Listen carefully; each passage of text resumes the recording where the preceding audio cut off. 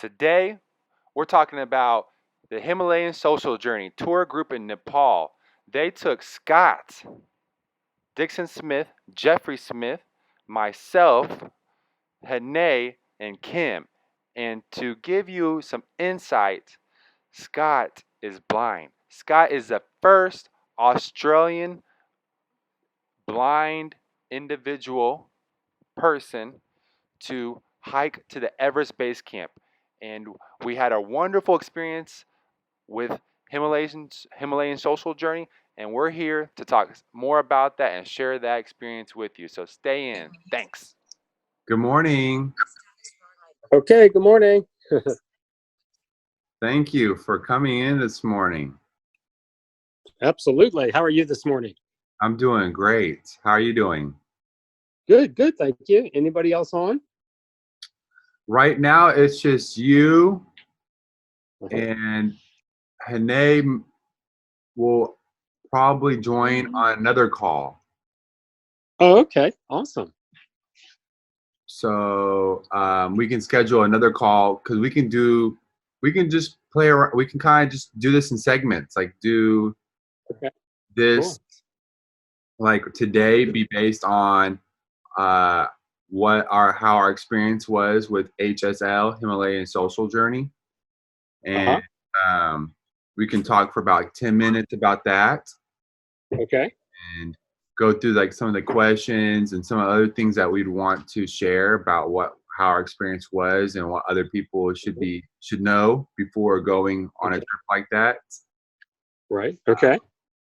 And so my first question is, to give the listeners some information about a little bit about who you are. Can you tell the listeners a little bit about who you are and what was a special occasion for this trip to the base camp of Mount Everest? Absolutely. My name is Scott Dixon Smith, and the occasion for this was to take 3 very special people with me to base camp to celebrate my 60th birthday. And I was the first blind Australian to trek to base camp, as well as the first blind trekker that Himalayan Social Journey assisted to the top. Woo! You did it! I love you! You are a great inspiration. Thank you!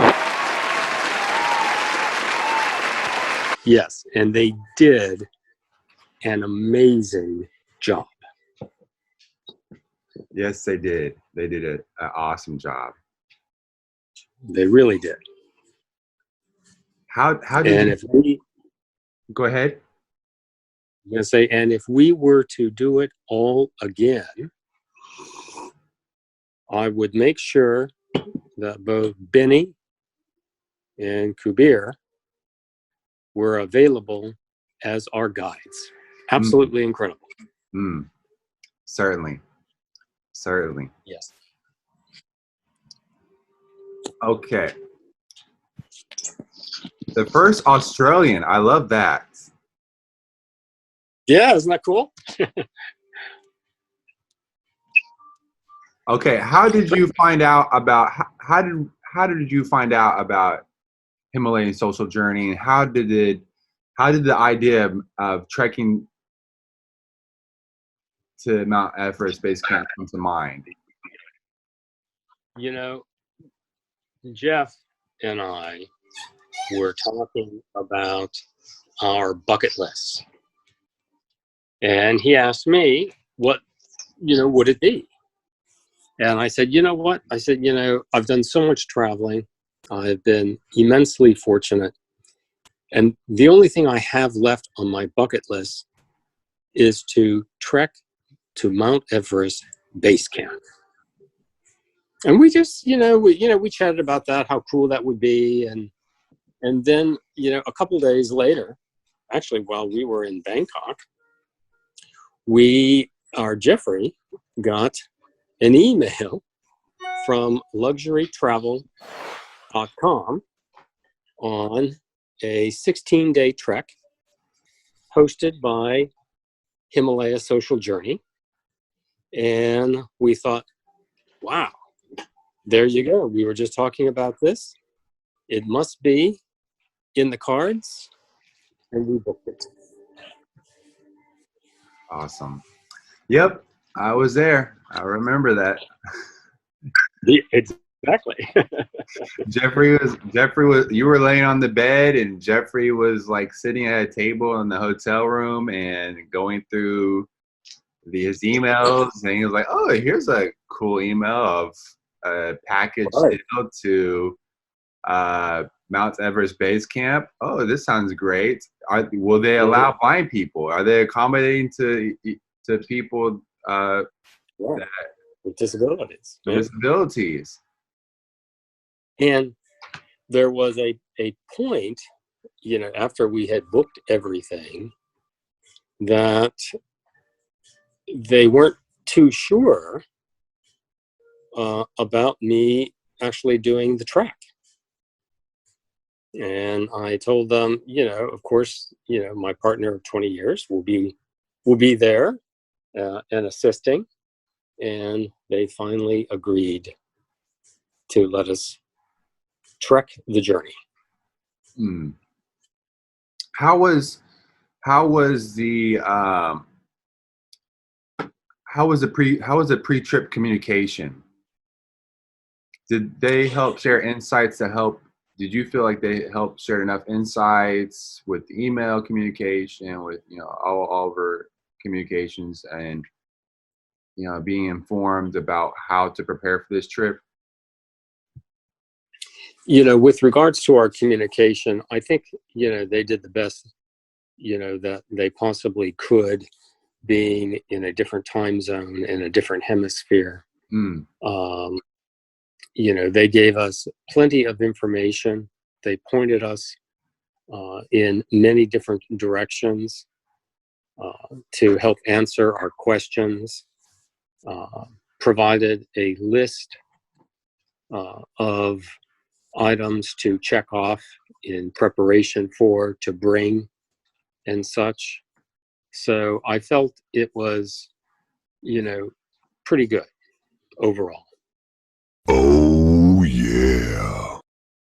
How was meeting the Sherpas? From hearing the reviews or from reading the reviews online about Benny and about some of the other Sherpas, how was actually meeting them? You know what? It was pretty neat. I wasn't really sure what to expect.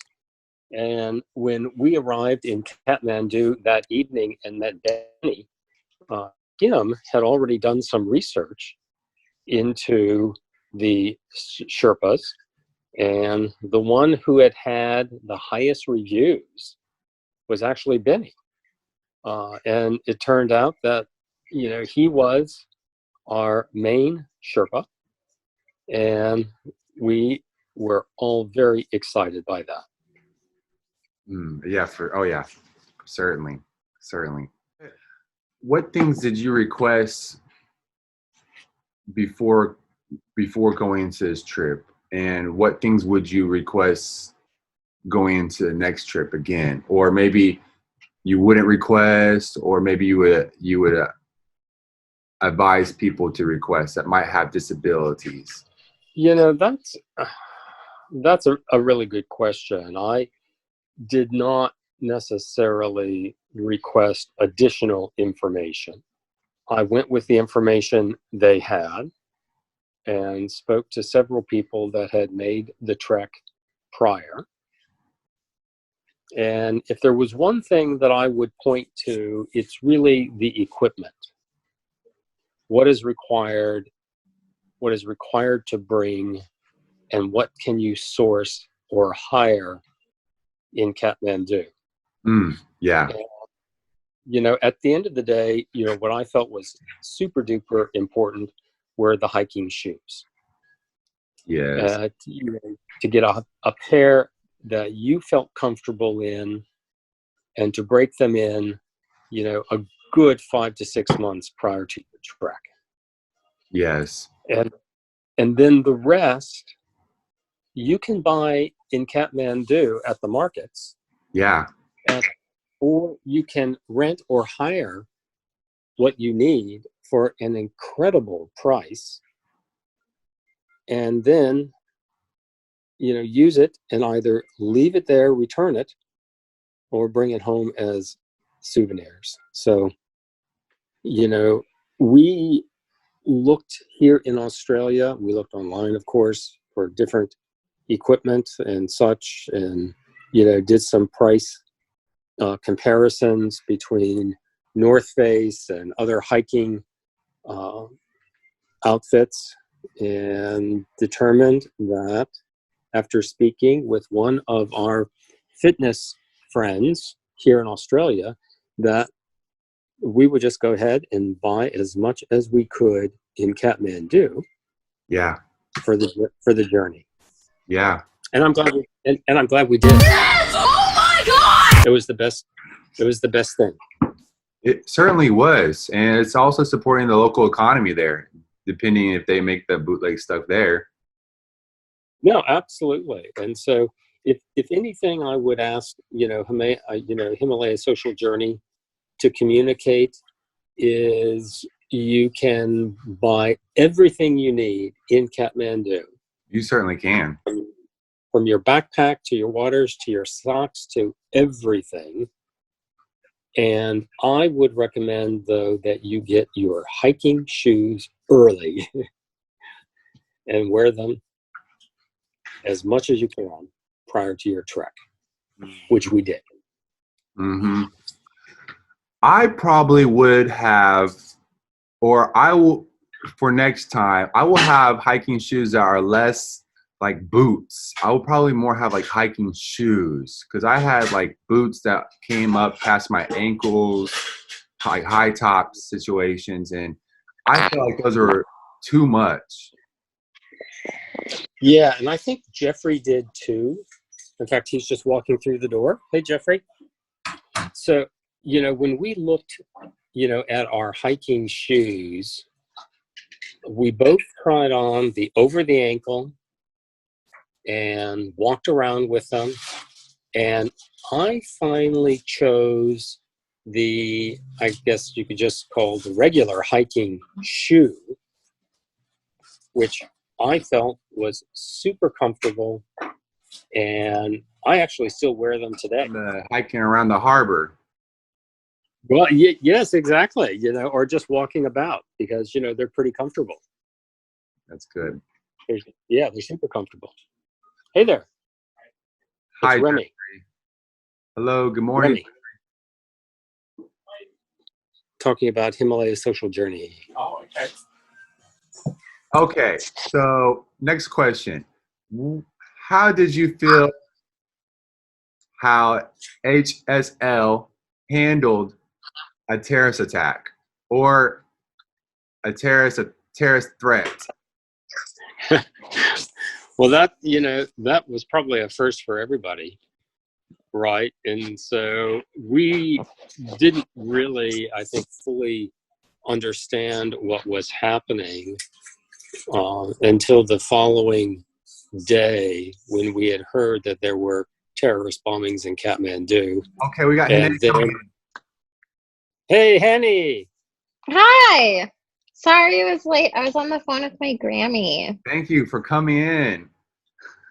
Thanks for having me. Scott is here. Geoffrey's he's in the background. Hey, Hanae. Hi, how are you? Good. How are you going down there? Over there? I'm good. I'm in Alabama. Awesome. Yeah. So just moved here about a month ago. It's really lonely, but it's okay. Bad time to move. Yeah. Well, it gives you a chance to really work on the inside of your house. Yeah, too bad it's a rental. My house is being built. Oh, okay. So I get to do lots of online shopping. Okay, well, that gives you plenty of time to do so. What website are you Yeah. doing online shopping at? Just like Wayfair and stuff like that. Just kind of looking. I really won't want to buy anything until I'm in the house because dimensions are, it's hard to judge. But It is, yeah. Are so people I'm just following getting some. politically there? Are people like listening to the government there in Alabama? Not really. I mean, we're a slow state. I'll just say that. So our virus rate has been going up like 80% every day. It's insane. So we're in shelter, or like not shelter in place, but stay at home, only for essentials, till the 30th of April. But we're over like 4,500 cases.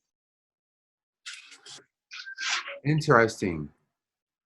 Yeah, how's Thailand doing? How are you guys doing there? Thailand, the Thai people are, and the Thai government, they're like, let's put health first and then, put the economy second. So when the government says stay home, mostly everyone listens. And right now there's a national curfew, which is like from 10 p.m. to 4 a.m. So like you can't go out. You can if you need to go to the hospital or you need to go like somewhere like, an emergency or you have like a certain reason. And then there's also no alcohol sales. It was for like 1 week because it was like last week was the Thai New Year. So they didn't want people getting, hammered and drinking a lot and getting together. So the government had prohibited alcohol sales. And now they extended it until April 30th. So there's no alcohol sales, which is interesting. Like, it's not like, hey, let's completely shut down everything. They're kind of doing it like in increments, like, curfew. At the same time, like a curfew, it's kind of nice, like everyone going to bed at the same time. Like we're all kind of on sync. And then the alcohol sales, like, there's just like no random people getting drunk and hammered. Like, they're all like, having to be sober during this time and probably meditate. That's probably a good thing maybe for a lot of people. Yeah. So, and then everyone wears masks. It's just kind of a common attribute that people already do. And then wherever you go, there's like, when you go to the grocery stores, hand sanitizer. So businesses are closed. Like it's slowing down here. And there's like 2,000 cases in total of 60 million people, or like 2,700, something like that. 1,000. Out of that, wow. 1,600 or like 1,200 have recovered, like 45. There's been like 46 deaths. So the number like is still going a little bit more and more and more, just a little bit. In the US, it's like every 1,000 people, there's like one, there's like one case per every 1,000 people. Here, it's like only a couple thousand, 2,000 cases. So that's crazy. Alabama's got you like beat double. Yeah. Just one state. Yes. And terrible. The Thai people, they put the health first. So if you were to talk to somebody, they're not concerned about going to work. They're more concerned, they like being able to stay at home. It's just a little bit slow. But anyway, yeah. So I wanted us to come here together, and we're gonna probably do this like in segments. And right now we're talking about our experience with HSL, Himalayan Social Journey. And if you can share about your experience, how you thought. We were starting to talk about the terrorist attack. Like, how did HSL accommodate that? Did they, manage that well? Like, how do you manage a terrorist attack? Excuse me, sir, you cannot drive down this road anymore. There's a bomb threat. Okay, well, let me tell my American. Oh hell no! Oh hell no! I think they did a really good job. I mean, kept us in the know the best they could. I think a lot of it too was they were very uncertain. I think everyone was really uncertain on the road. Like no one knew for a while what was going on, but they never withheld any information from us. I mean, they were very transparent, which I really appreciate. And then, you know, when we got to the airport and we missed our flights and stuff, it was bummer, but they handled it really well. They found us a really nice place to stay. They took care of us. We were never like on the street sleeping in our sleeping bags or something. So I think they were really transparent and really fast acting. And I mean, they had a place for us to stay very fast. We didn't wait very long right after we missed that last flight. So I was really proud of them. Good, good. How was your experience with Benny and Sherpa? I mean, Benny and Kuber. What were your thoughts? I loved them. I missed them loads. Kuber was, I think, a little shy at first, especially when he got stuck with me when we got to Namche. Yeah. I think he was shy, but then he like totally opened up afterwards. And Benny was really sweet. I mean, he couldn't have been better handling like everything between like helping Scott and then, you know, Kim too, and then me and you, and they just all made sure that we were all okay. I couldn't have asked for better guides. I'm really glad that we got them and not somebody else. I'm really fortunate that we got them. Certainly. Well, it seems as if we're stuck with each other. Let's talk a little bit about the trek. Let's talk about the trek. How was the trek with our Sherpas? How was the accommodations? Scott, can you go on that first? Yeah, you know, for not understanding what to truly expect, I felt our accommodations were quite nice. They were basic, but we were only in there to sleep and eat. And the food was better than I had expected. And even though we had done an upgrade to the Yeti Mountain homes where available, they were quite lovely. I'm not sure if it was absolutely necessary, but it was extremely enjoyable. Certainly. Hanae? I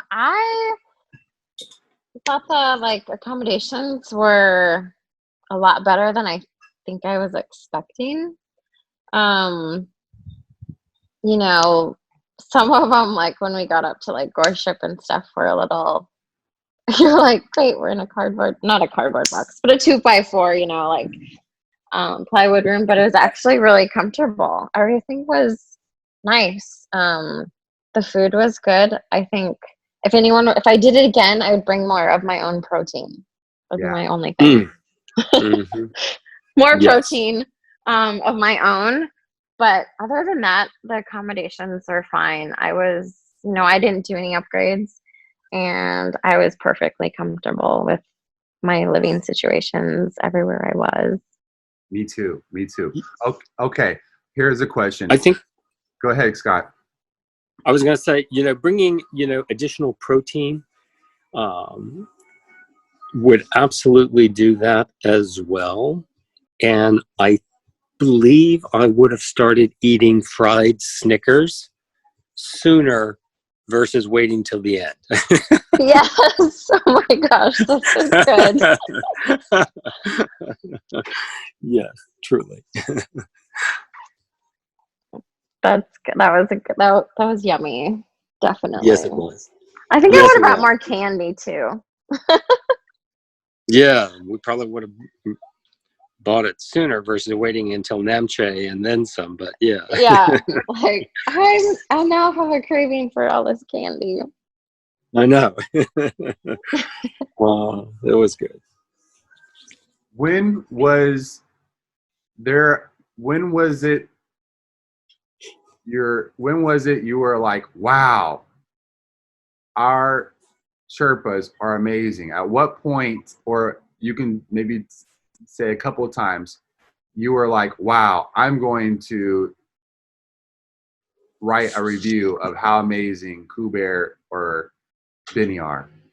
Was it maybe when you were being carried down the mountain, or maybe when they were carrying your backpack?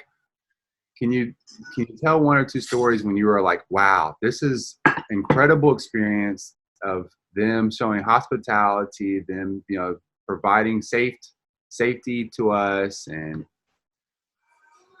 so on. Scott? For me, it was day one. Benny was gracious, helpful. We were still in that phase of getting to know everyone, but he stepped up to the plate right away, was overly helpful and communicative. And there were a few special moments that I experienced where it was great to have Geoffrey on one side and Benny, guiding on the other side. But there was that one instance where on our way back down, we were in La Bouche.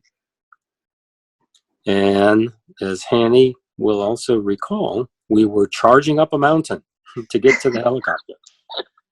And this was a mountain that was straight up, and it was gravel. And, it was a technical hill to climb.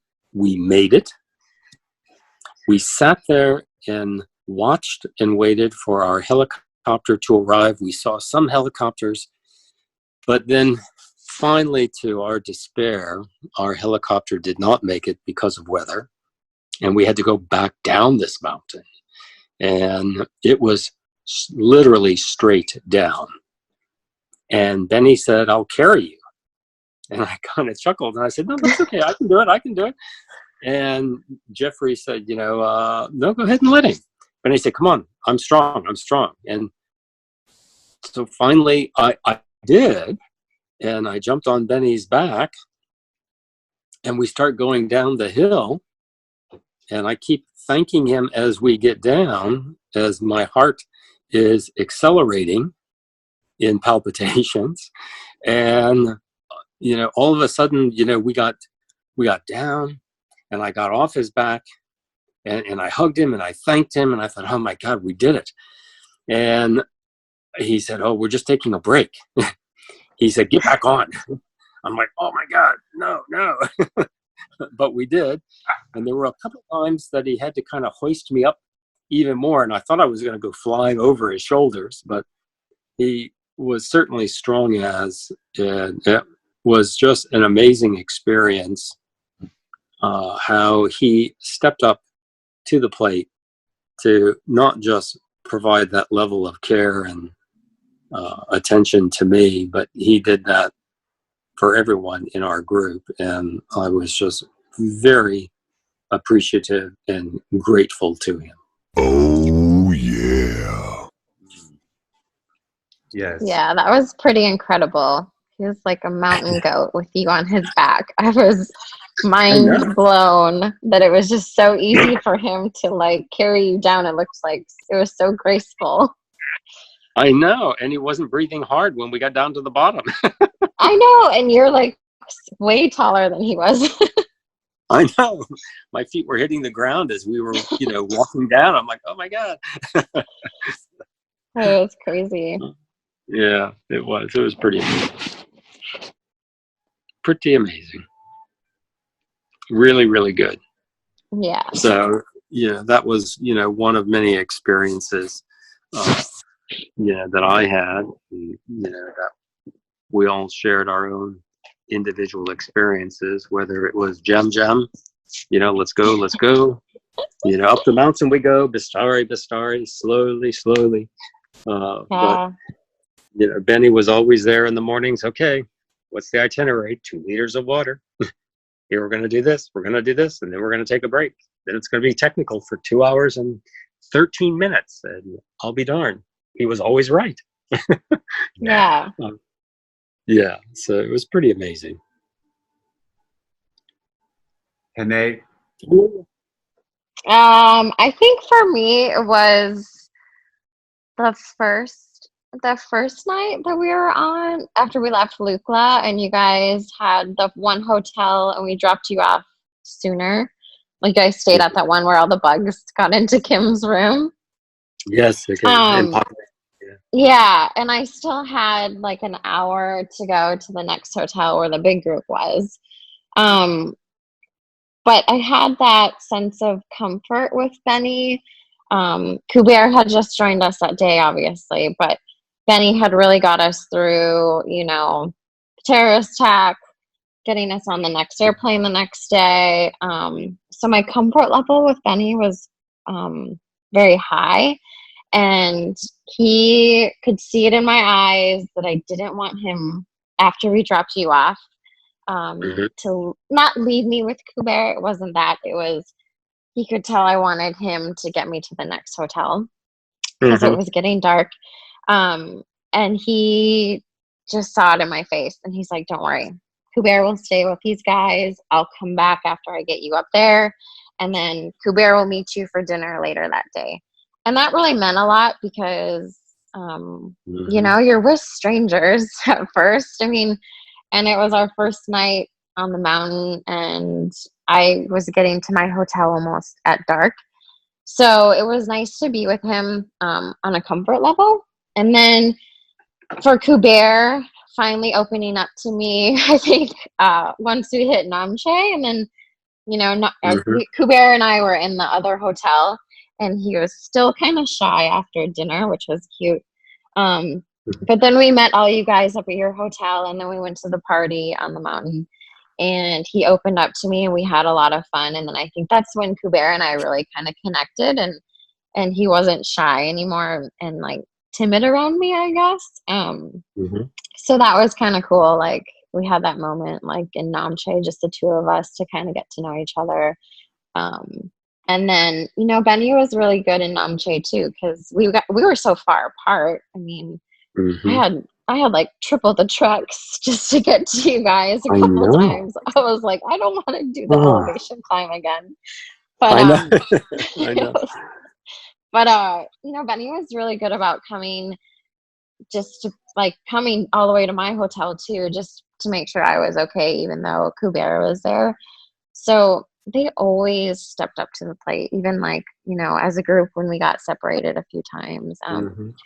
They were both really there for me, and I am so thankful. I don't think that I would have felt so safe or so comfortable without them, and especially without Benny really also double checking on me all the time and making sure I was okay. And Kuber did the same, but I adore him to pieces, but it's just kind of different when you go through, he met me at the airport in Kathmandu. I was like, okay, am I getting in a car with some stranger danger in the middle of the night because my flight was delayed? Right. So you put all your trust in one person in a foreign country, being a female. And, so he got me to the hotel in Kathmandu and treated me great. And so I think that bond started really right there. And I felt safe with him. That's awesome. Absolutely. And we talked about, the terrorist attacks, but, our trip really started off like an Indiana Jones adventure. In some parts we realized what was happening, some parts we didn't, but it just kind of flowed the way it did. Yeah. And nobody really panicked, and we all just really got along and made the best of it and just kind of journeyed on. We sure did. It was pretty cool. Yeah, we really did. It was pretty cool. Yeah. Well, what about you, Remy? You took off with Kuber on a 12-hour adventure. Yeah, definitely. Kuber and we developed a brotherly friendship on that trek back. And that last night that we were there at the EBC camp, when we went to go to that morning hike on, what was the name of that mountain? Because I got the photo. I have like in my background the photo from the view. Kalapathar? No, Kalapathar, yeah, that's right. I can never pronounce it. And when Benny and I were all the way at the top and we were walking back, I was thinking, how are we gonna all fit on the helicopter? And I was starting to do the math, because like by that time I was awake. It was like 5 a.m. already, and I thought we're not gonna fit all on the helicopter. Someone's gonna need to sit there, and if it was just all us, we wouldn't have our guide. So and deep down, I was interested to see if I could get back quickly, or get back like, in a timely manner, because I had seen those people doing that race from Mount Everest Base Camp to Nambache. So I thought, oh, I would like to try that. And here the opportunity came as I was thinking, okay, like, how are we going to walk back?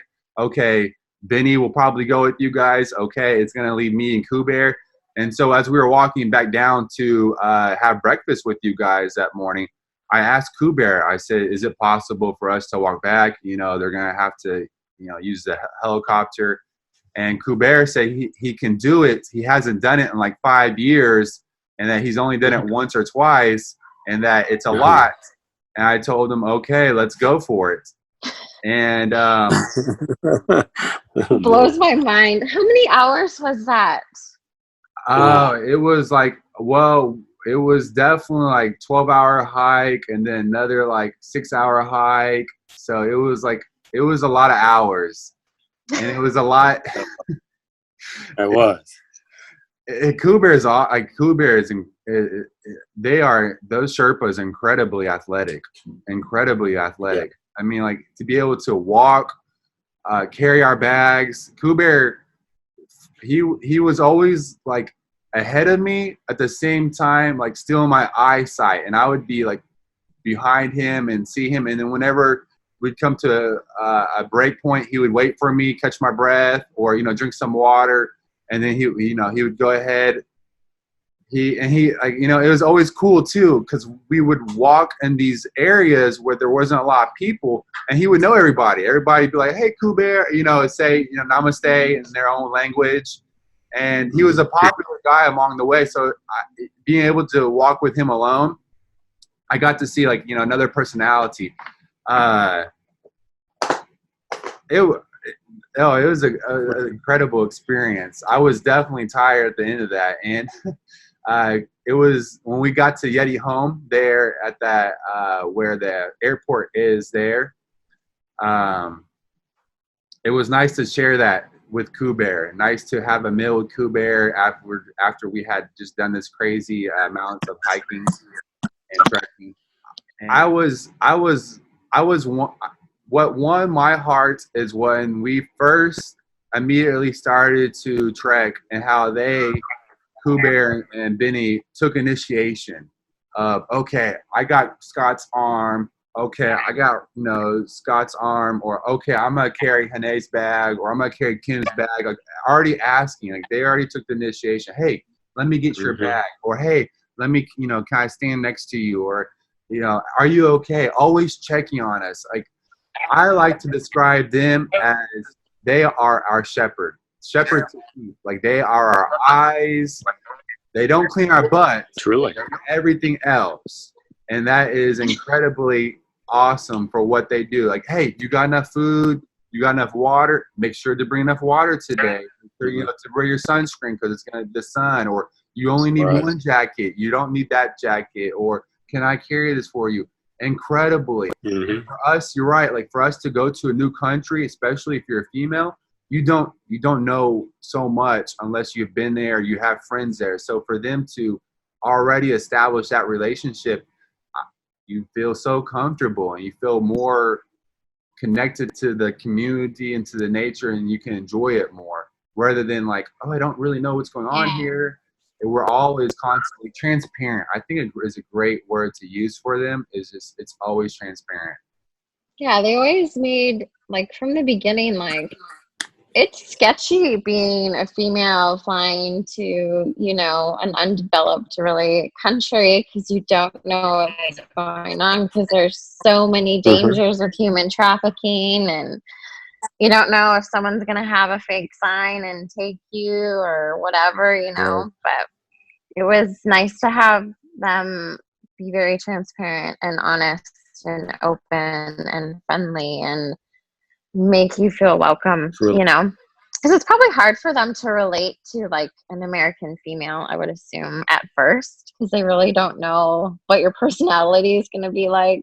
You know, sometimes you get some hard-headed people, and you know, they have to deal with a lot of different personalities too. So Right. for them to be able just to pick us all up and be like, hey, we're going to go on a 16-day adventure together, and Right. here it is. Exactly. Yes. Scott, last question for all of us. Starting with you first. Please rate your experience and your comments and what you would want others to know about HSL, Himalayan Social Journey, and Benny and Kuber. Hey, I'll tell you what, if you are even thinking of researching or trekking on Mount Everest, you can look at all of the other options, which we did, and hands down, Himalaya Social Journey was the absolute best. They were local, they were top level, and I would not hesitate to book them again. So if you're thinking about it, then go HSJ all the way. Yeah, drop the mic. Truly. Hanae? I agree. I would say my biggest thing going into this whole like adventure before I even booked my trip was wanting to book locally. I wanted to make sure that the money and the funds and my investment in this trip was going to a local company and not some big company, you know, based out of wherever, you know, somewhere else. I wanted to make sure it was going to be ran and organized by local people, and that's where my money was going to. So when I found Himalayan Social Journey, I was really, really excited. They were local. They were hiring local people. The money was going to stay local. And then after seeing different guides, different companies, on the mountain with other clients, you know, from wherever, I couldn't not recommend having Benny and Kuber. I mean, I would put it on a billboard. If you're going to go on this trip, you have to have Benny and Kuber as your guides. I mean, they have to be booked out for the next 20 years because they're amazing. They're 100%. so awesome. Yeah. Yeah, if I could do a billboard or like some social media page, if you're going to go to Mount Everest, you have to book these two because they will change your 100%. life. They will make you have a spiritual, amazing, welcoming experience in their country and on Mount Everest. They're just amazing people. 100%. 100%. They are completely supportive with helping us have a spiritual, emotional, wonderful, physically trip. Mm-hmm. And, you know, and the nice thing was, too, like, even when, you know, Kim wasn't feeling well or some of us weren't feeling well and we didn't want to eat, they still found something for us to make us eat. Like, whether it was cookies or a candy bar, They never let us Mhm. not eat because they were taking care of our health.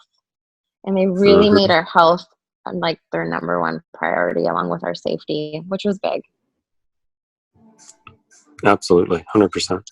Especially after seeing, that girl who got lifted off the mountain prior to us getting lifted off the mountain, and seeing what kind of condition she was in after going to EBC.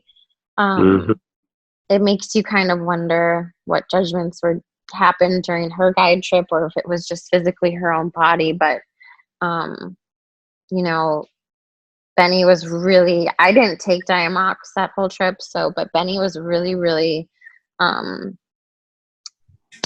informative and kept me in the know of like, hey, you're not taking it, but this is what's going to happen. And there's a couple nights I didn't feel well, but he walked me through the processes of how to feel better, and it really helped. So he really made sure that I survived all of the headaches that I had the last few days up on the mountain. But he was really in tune with everyone's bodies and our health and our personal well-being, it seemed like. Yes. Thank you guys for coming on and for Hey, thanks, man. sharing Thanks, your Hanae. thoughts, your reviews, your comments, our experiences. And I will talk to you guys later. For people that are interested, they can click the links that I will have listed for HSL and for their websites and for their Facebook and for the TripAdvisor, so you can read the reviews. You can easily contact them. It would be a great time if you are interested in wanting to go to Nepal, to go to Mount Everest. They offer a lot of different type of other trips and excursions all throughout Nepal and that region. So there's great opportunities if you want to go see the jungle, if you want to go see the mountains, if you want to go see the snow, if you want to go see animals. They have all different type of historical and geographical opportunities to explore. And we will come back and have other stories of Scott, Geoffrey, Hanae, Kim, and I sharing other of our experiences about EBC. And thank you, Hanae. Thank you, Scott, for coming in on this morning and joining this conversation on Zoom. And you guys have a wonderful, great day. I'm glad to see you. It's good to see you guys. And I will see you later, okay? Okay, Absolutely. I'm happy. I hope you guys are all doing well, and I hope you're all safe. You Same too. here. Be well and be safe. Yes. And Alrighty. I love you guys, and I miss you. Hey, we love you more. Hi, guys. Thanks so much for listening to our review on the Himalayan Social Journey tour group there in Nepal. We had an awesome experience, and it was the Sherpas, the guides, the staff of HSJ that had made a big play into that. Hit the subscribe button to listen to more of our experiences and to more of our tips about hiking Mount Everest. And thank you so much. Please wash your hands and stay at home. Have a wonderful day.